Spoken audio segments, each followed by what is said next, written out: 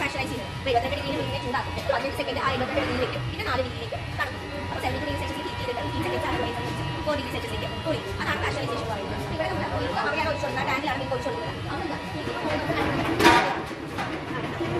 ഇതിനുള്ളിൽ 5 സെക്ഷൻ ഉണ്ട്. ആദ്യത്തെ സെക്ഷൻ എന്ന് പറയുന്നത് കൂളിംഗ് സെക്ഷൻ. നമുക്ക് ഫാഷനൈസേഷൻ കഴിഞ്ഞിട്ട് വീട്ടിലേക്ക് കൂടിയാണ്.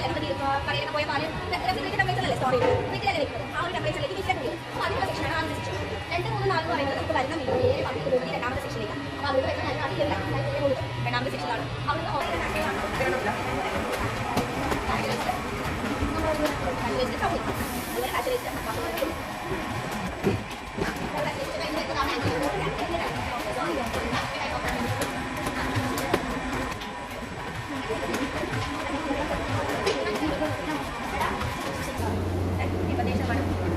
ബാക്കി വരുന്ന 15%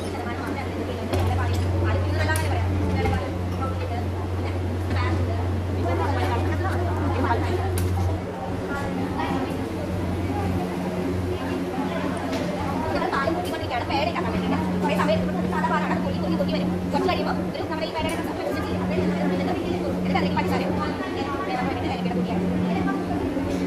ഗുലാബ് ജാമുൻ, കുൽഫി, ഐസ്ക്രീം, സിപ്പപ്പ്, പനീർ പനീർക്കുകൾ, പിന്നെ കപ്പലൊക്കെയാണ് സംഭാരം, തൈര്, പിന്നെ